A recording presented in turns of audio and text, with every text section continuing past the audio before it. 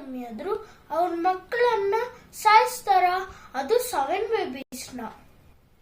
ಇದ್ರ ಬಗ್ಗೆ ಸ್ವಲ್ಪ ಹೇಳು ಮಮ್ಮಿ.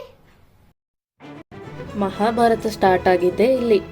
ಗಂಗಾದೇವಿನ ನೋಡ್ತಿದ್ದಂಗೆ ಶಾಂತ ಮಹಾರಾಜ್ಗೆ ತುಂಬಾ ಇಷ್ಟ ಆಗ್ತಾಳೆ. ಗಂಗಾದೇವಿ ಒಪ್ಕೋತಾಳೆ, ಆದ್ರೆ ಒಂದು ಕಂಡೀಷನ್ ಇಡ್ತಾಳೆ.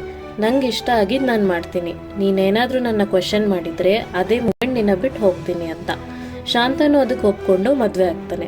ಮದ್ವೆ ಆದ್ಮೇಲೆ ಅವರಿಗೆ ಫಸ್ಟ್ ಮಗ ಹುಟ್ಟುತ್ತಾನೆ. ಹುಟ್ಟಿದ್ಮೇಲೆ ಗಂಗಾದೇವಿ ಡೈರೆಕ್ಟ್ ಆಗಿ ಮಗು ತಗೊಂಡೋಗಿ ನೀರಲ್ಲಿ ಮುಳುಗಿಸ್ಬಿಡ್ತಾಳೆ. ಶಾಂತನುಗೆ ಅರ್ಥ ಆಗ್ಲಿಲ್ಲ, ಆದ್ರೂ ಕ್ವಶನ್ ಮಾಡಿಲ್ಲ, ಯಾಕಂದ್ರೆ ಮದ್ವೆಗೂ ಮುಂಚೆ ಕಂಡೀಷನ್ ಇಟ್ಟಿದ್ರು ಅಲ್ವಾ. ಸೊ ಮತ್ತೆ ಇದೇ ತರ ಇನ್ನು 6 ಜನ ಮಕ್ಳು ಹುಟ್ಟುತ್ತಾರೆ. ಆ ಮಕ್ಳಿಗೂ ಸೇಮ್ ಕಂಡೀಷನ್. ಹುಟ್ಟಿದ ತಕ್ಷಣ ತಗೊಂಡೋಗಿ ನೀರಲ್ಲಿ ಮುಳುಗಿಸ್ಬಿಡ್ತಾಳೆ. ಸೊ ಲಾಸ್ಟ್ ಮಗುಗೆ ಅಂದ್ರೆ 8ನೇ ಮಗುಗೂ ಇದೇ ತರ ಮಾಡೋದಕ್ಕೆ ಹೋಗ್ತಾಳೆ.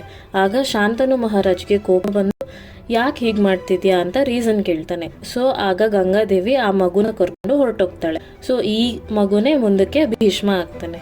ಏನು ಒಂದು ಶಾಪದಿಂದ ಭೀಷ್ಮ ಹುಟ್ಟದ್ನ ನನಗ್ ಸ್ವಲ್ಪ ಹೇಳ್ತೀಯ ಮಮ್ಮಿ? ಭಾರತದ ಪ್ರಕಾರ 8 ಹೊಸಗಳಿದ್ದಾರೆ. ಅವ್ರನ್ನ ಸೆಲೆಸ್ಟಿಯಲ್ ಬೀಯಿಂಗ್ಸ್ ಆರ್